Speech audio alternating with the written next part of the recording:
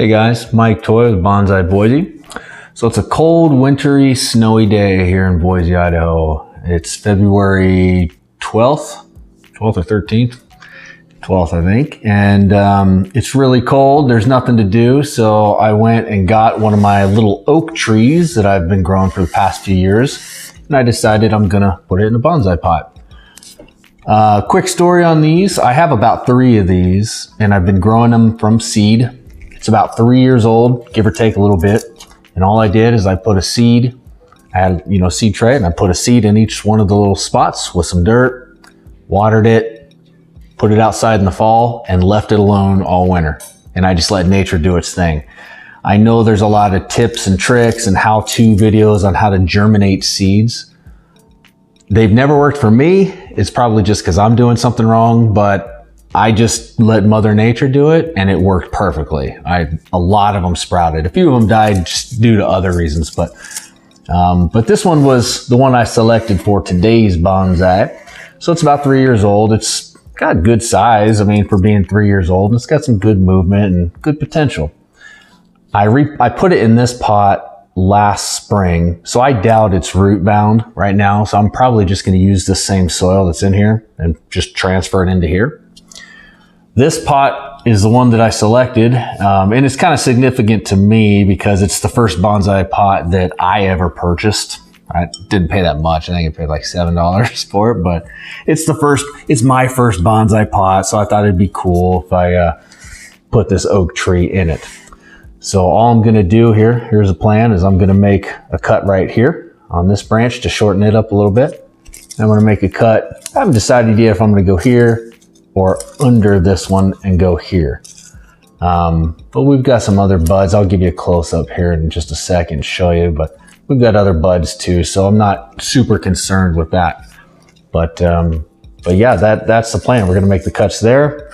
I'm just gonna transfer it from this pot into here with the same soil for the most part. I'm gonna put one small fresh layer of soil on the bottom of this pot, just to hold the screens in place, and then I'm going to take it and put it in there. It's really easy. So that's the one thing I want to emphasize. Is once you get the basics down on how to bonsai, meaning make sure that your pot drains well, your soil drains well. Most trees do not like to sit in soaking water. So make sure that it drains well, and make sure that you've got them outside when it's time to be outside, and inside when it's time to be inside, if it's one of those type of trees. And that's really the basics to it. You can get really in depth and really scientific, but those are the basics. So follow me and I will give you a close-up look here at the tree, and then we will stick it in its new pot.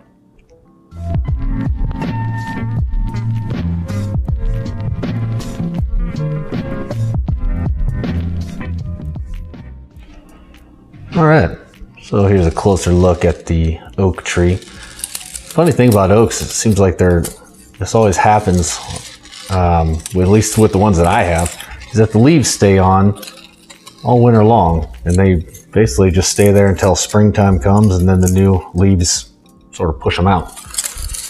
So I've heard that you're not supposed to take them out for whatever reason. Instinct, in my OCD, I just want to go and pluck them all out, but I guess you're not supposed to. At least that's what I've heard. I can't tell you why, I don't really know. But here's a look at the tree, a little close up. So it's got a good root flare down at the bottom, good nabari, I guess you would call it. Maybe it's a little young to call it nabari, but it's got good potential there. So it's got good taper starting. Now it's got almost a little bit of a bulge right here. But with the exception of that, it's got good taper going down. And that's another reason why I want to cut it back today, is to help with that taper. So when I cut, I think I'm going to cut it right there. And then this will be the new leader. In fact, let's just go ahead and make those cuts now. Whoops. Sorry, knocked something over back there. Okay, so 2 big cuts really. I'm going to make a cut on this branch right here, and then this branch here. So first let's go with this one. That one's done. I don't know if you can root cuttings from an oak or not. I'll try it. I kind of doubt it. Somebody out there, I'm sure, is just dying to prove me wrong, but it seems like oak trees, it seems to me like the harder the wood on a tree, the harder it is to root from a cutting. And also, fun parallel I've noticed is the harder the wood, the slower the grower. If you look at, willows, really soft wood, or even a silver maple, softer wood, they grow fast. Oaks with much harder wood tend to grow slow. But enough of that. Let's go ahead and make our cut. Right there.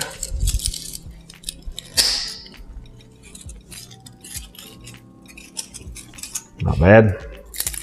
We'll try and root it anyways, just for funsies. Yeah, so there we go. So we've got the beginnings of something good here. Can't help myself. And I'm tempted to take this one back more because I see 2 buds here and here.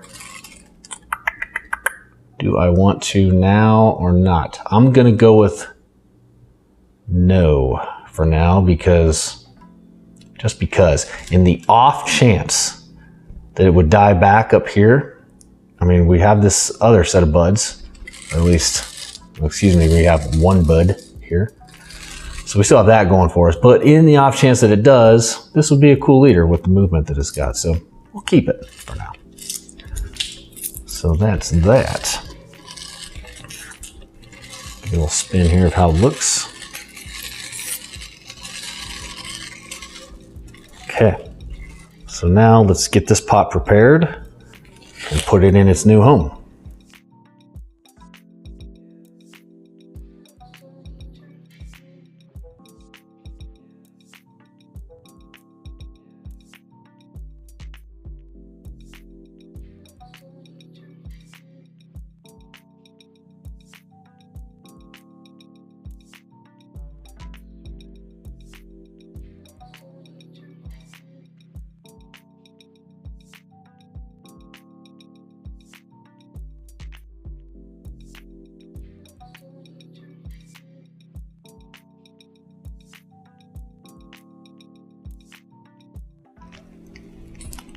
Okay, so there we go. So in an effort not to make a huge mess here, I'm going to use this oil tray. And so I'm going to put the netting down to cover the 2 holes. And I don't normally tie in my trees, but I am going to this time just because it is a shallower pot and I like this pot and I like this tree, and because why not? Better safe than sorry. Also, I just don't know what the status is of the roots in there, so they could be really full and this might not be necessary, or it might be completely necessary. Okay, so all I'm gonna do here, bend these guys into shape. You can really use just about anything for this. There's really expensive stuff and there's really cheap stuff.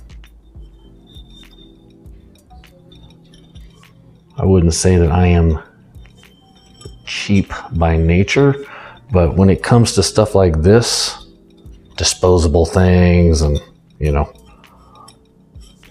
bonsai supplies like this that don't really matter, I usually get the cheaper stuff because I use so much of it.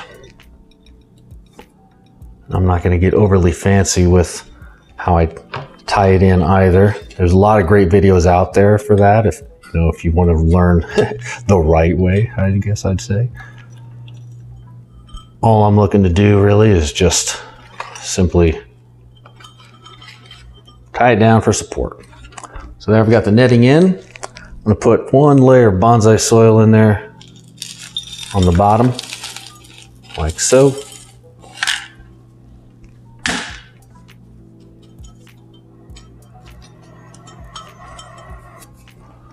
Now I'm going to temporarily move this guy over here and trade places with him. I'm going to take it out of this pot. I don't know what we're going to find in here.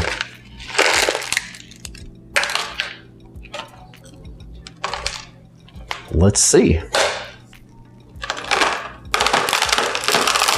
It's not extremely root bound, but it's got a good, healthy root system. So that's good news.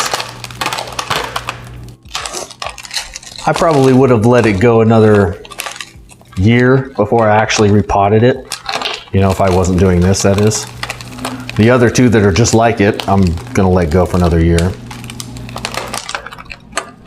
And I'm just gonna try to tease away some of the soil here, trying to do it gently and not, I want to disturb it as little as possible. My goal today was not to give it a root job.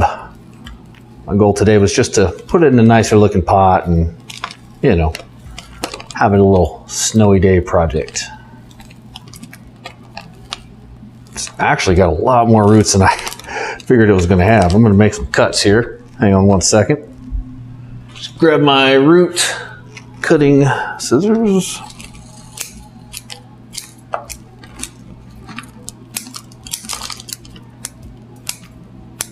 Yeah, I didn't figure it would have even that many roots. It's been in this pot less than a year. I'm going to use this same soil that I'm getting rid of here to try and root those cuttings in. Got this kind of weird cavity right there. I don't know why it all came out right there, but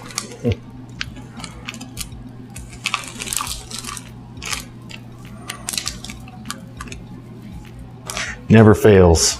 I always think it's going to be a quick and relatively easy, clean job. But as you can see, dirt's flying everywhere. It's impossible for me to do a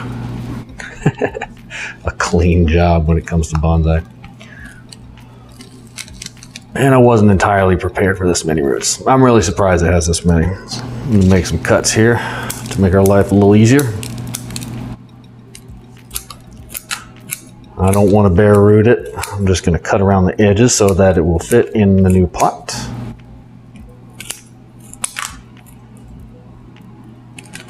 Got some bigger ones in there.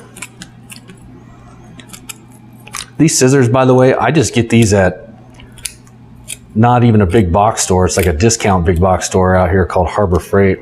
I think I pay $3.99 or $2.99 maybe for these. And I have kind of a rotation going where I usually have at least 2 or 3 going at a time. And that before I retire them, they turn into root pruning shears, because you don't want to use your new ones or decent ones. Basically, you don't want to mix the two, because man, this dulls up the blade super quick.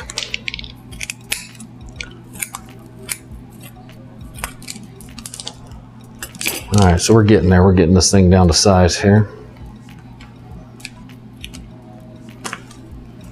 Just want to tease it out a little more.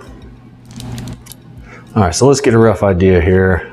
Let's see whether or not this is going to fit in the new pot. I think so. All right, give me one sec here. Let me clean up and then we'll do the fun part and put it in its new pot. All right, before I put that in its new pot, I figured I would show you how I do this. I just took the same soil that I took off of that tree, put it back in its pot. It's kind of loose a little bit. It's not super compact and tight, and that's fine. Then I just take the old branches. In this case, I am going to cut the leaves off, I guess, because I've never tried rooting an oak cutting before, so I don't really know the right or wrong way to do it. But this is what I do with most trees, so I'm just going to go with that. And I got to tell you, I don't know if it's superstition or what, but I'm going to get rid of that goofy looking thing right there. I didn't like it. But I've had the most luck when using the same soil that it just came from. Like I said, I don't know if that's superstition. I don't, you know, part of me thinks that the tree actually remembers or, you know, recognizes that maybe there's some enzymes in there that it's triggers something in it. Or maybe it's all in my mind and there's no truth to that whatsoever. Either of those things is possible. I have no idea. But in my experience, I have personally had more luck with cuttings when using the same soil that it just came out of. So if anybody out there has some input on that, or has experienced it, or just thinks I'm crazy, feel free to weigh in. You won't hurt my feelings.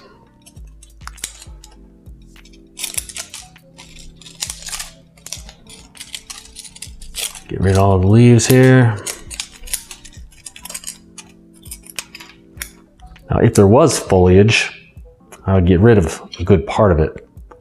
And I think I am going to get rid of some of these lower branches actually, because I want it to go deep into the soil. I think it'll have a better chance of rooting the deeper I put it in there. And we have plenty of buds up top, so we're not really losing anything. This goofy little thing, get rid of that. Yeah, we'll go with that. I might even get rid of that one. Let's see. Okay, so now remember how we kept it loose? Now that we got cuttings in there, we're going to press it down, make it a little more compact. It's got some moisture to it already. I'm probably going to water it a little bit just to help it stay in place. And then I'm going to treat it mostly the same way that I treat seeds. I'm going to put it outside and I'm going to let Mother Nature do its trick. So there it is. That's how I do cuttings. Sometimes they work, sometimes they don't. My first try with oak, so I'll let you know if it works. Okay, now for the grand finale here. So there it is. Left a lot of roots there. Like I said, I didn't want to do a hack job on it. I just wanted to tease it out some, and I did envision this sitting just a little higher, almost like on a mound. So I'm going to move some of this back this way so that it's got the right lean. I don't want it dead center in the pot. We're a little offset to the left, to your left, I should say. Kind of like that. Yeah, just like that, really.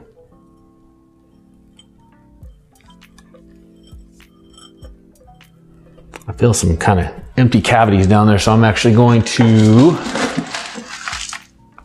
put a little more soil in, just so there's not, you don't want those dead air spaces and cavities down there. Pots are small enough as it is. Real estate is a commodity in there. You don't want to waste it. And also roots that grow into a dead open space can die, which is less healthy for the tree. The reason I like this kind of wire is because it's black. It's hard to see. And I just get it at the dollar store, where I, believe it or not, get a lot of my bonsai tools.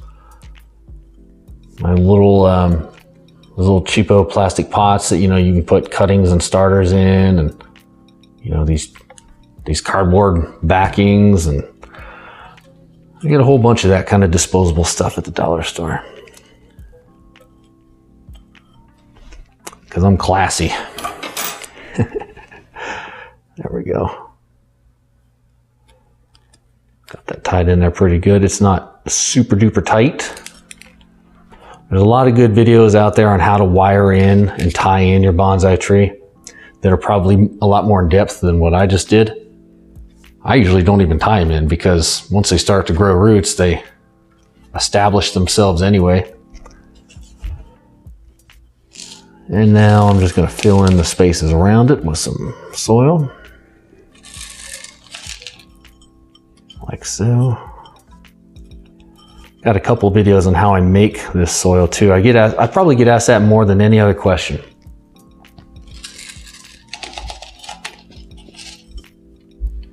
Is where do you get your soil? How do you make your soil? Where do you buy your soil? I don't buy it really anywhere. I just buy the ingredients. And they're all really easy to come by ingredients. Absorb I get at a local auto parts store, like 10 bucks a bag. That's what this white stuff is here. Perlite, which you can get anywhere, any big box store or garden center. Pine bark. And then I've recently started adding peat moss into it, like the stuff that you would use for cuttings or seeds. Let me get a little more soil here. There we go. Just gonna add a little more soil. Yeah, I've recently added peat moss as an ingredient, which kind of flies in the face of the quote unquote rules of making soil, because they say, you know, you're supposed to get rid of all the fine particles, and that's true. I do sift all the ingredients except for the peat moss. Peat moss is very fine, and I think that's okay. I mean, think about it. It's really soft and full of nutrients, and that's what seeds start in. That's what cuttings grow in. If you think about any plant that you buy at a store, when you take it out of its soil, what kind of soil is it in? Peat moss. It's always peat moss. So it's just really good stuff for that. It's kind of like, almost like in some ways rehab. It's like putting a tree in rehab. When it's sick, not doing well, you can give it some peat moss. It's soft and comforting. And now I'm just making it up. But anyways, I started using that in my soil, and I've gotten great results.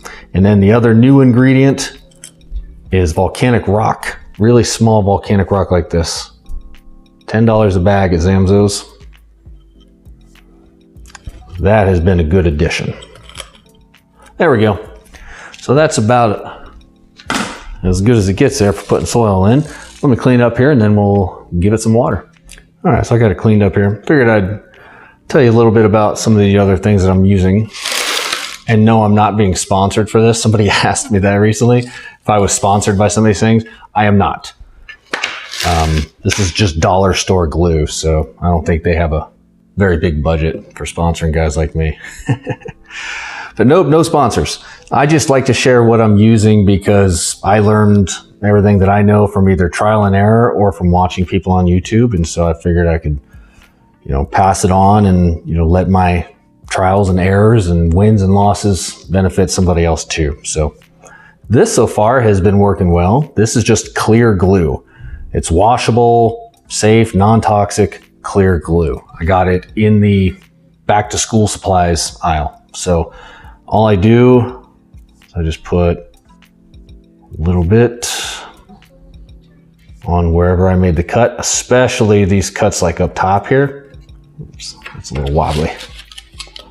Especially up top because trees get rained on, and even just when you're watering it and, you know, dew and mist and everything settles, that cut point, that is where bacteria gets in.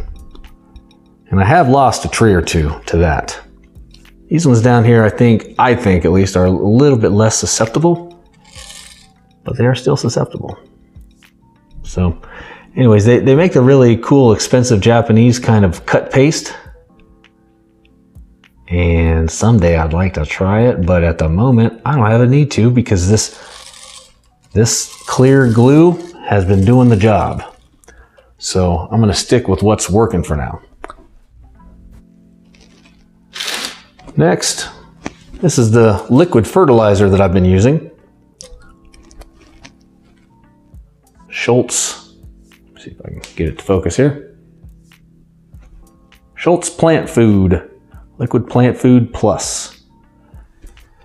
And let's see, it's concentrate. I haven't read it since I first got it, but looking for what it is.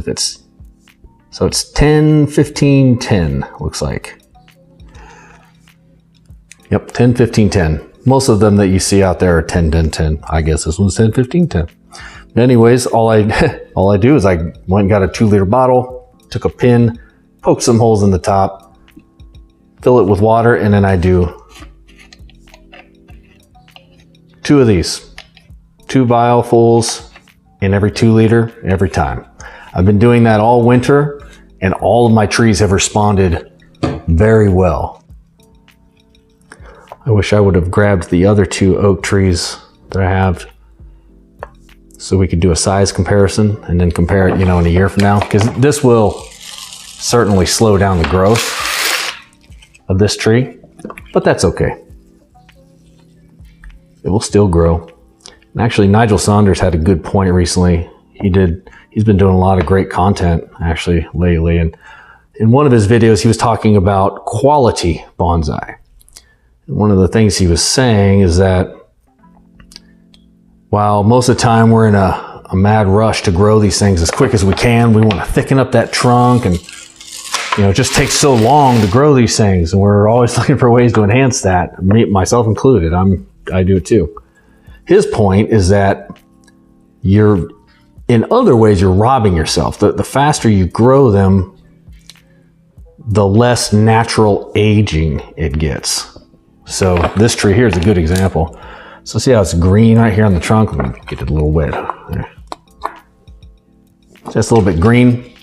So in an aged bonsai, or in an aged tree in general, it's not going to look green like that. It's going to look like an oak tree, old and gnarly and rough. And so when you actually slow down the growth of it and you just grow it correctly, you know, slowly and correctly, it still gets that old rough texture that a normal tree would get, but in miniature fashion. Whereas when you grow them very fast and then cut it back to make it look miniature, you're kind of robbing yourself. Like this one, this is kind of, I'm guilty of it here.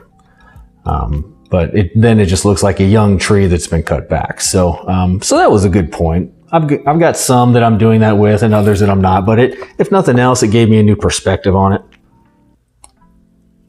Helped me feel less bad about the trees that aren't growing super fast, because as I started to really examine them, I found that he's right.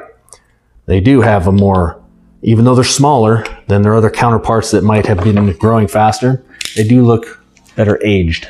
So just food for thought, something to think about. Okay, so got it all cleaned up. Like I said, this one was not meant to be super exciting or anything. It was just a fun little snowy day project that I wanted to do, and wanted to find a use for this pot, my first pot that I ever bought. That wasn't meant to rhyme, it just did on its own. And I've had my eye on this particular oak out of the few oaks that I have for a while. I just liked the movement and the way it was growing, and I thought, you know, these two would make a perfect match, so I put them together. So there it is. Hope you got something out of it. Please click like and subscribe if you do, and leave me any comments that you have. This oak tree and the other 2 that I haven't shown, but they're just in old little pots like that. Those are the only oak trees that I've had, so they're kind of a newer species to me. I'm seeing how they grow, so that's good. But otherwise, you know, any good knowledge that you have that are specific to oaks, please leave it in the comments. That way, you know, I can learn from it, and other people who read the comments can learn from it, and we can all learn from it. So thanks for watching, and hope you have a good rest of your day.